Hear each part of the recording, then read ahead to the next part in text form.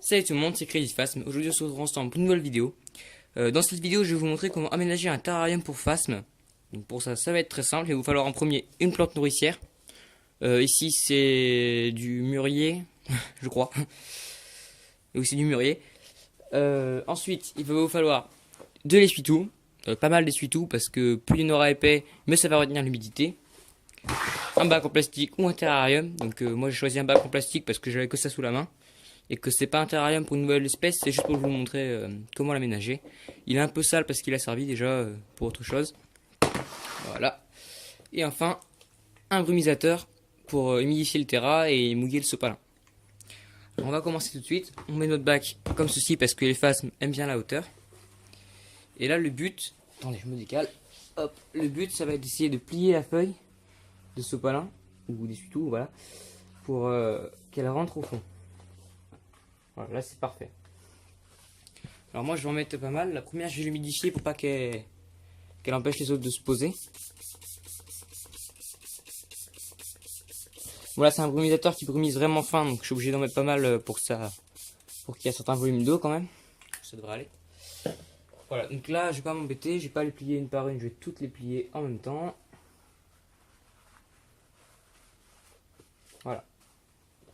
Hop. Donc un terrarium comme ça, pas beaucoup aéré. Et avec beaucoup d'humidité, ce serait pour par exemple des phylliums ou autre. Mais bon là très clairement il n'y a pas assez d'aération quoi, j'ai vraiment quasiment aucune aération. Je prends un autre brumisateur parce que l'autre a vraiment pas beaucoup de débit d'eau. Donc il est quasiment vide donc ça va être un peu chaud mais bon. On va se débrouiller. Bon voilà, ça devrait aller.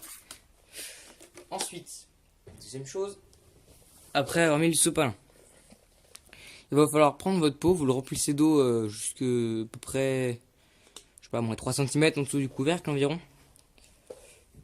Et ensuite on va mettre le pot dans le terrarium. Et là on va mettre des tiges de plantes nourricières. Alors l'idéal c'est que la tige soit plus grande que le bac pour qu'on puisse faire un arceau comme ça. Qu'on puisse faire un arc à la plante. Comme ça les phasmes s'ils veulent muer ils se mettent là et hop ils ont le temps, enfin ils ont assez de distance entre le haut et le bas pour tomber de leur muscle sans l'emporter avec eux. Et sans toucher le sol. Voilà. Donc là on a installé les ronces. Ce que je propose, c'est qu'on prenne un 40 numéro sous 2 pour faire plus vrai. J'ouvre mon terrarium qui est derrière moi. Hop, j'en prends deux. Voilà. Alors là, ce qui est marrant, c'est qu'il y en a un qui ne fait pas du tout la catalepsie et l'autre qui est totalement en catalepsie, donc il fait le bâton. Je vais lui demander gentiment de grimper dessus. Voilà. Bon, puis l'autre, on va le suspendre comme ça. Hein. Là, c'est bon, il sort de sa catalepsie. Voilà. Alors ensuite, vous prenez votre couvercle, comme ceci, et vous le plaquez dessus. Alors moi, le problème, c'est qu'il tient pas très bien. C'est des fermetures un peu pourries, vous voyez.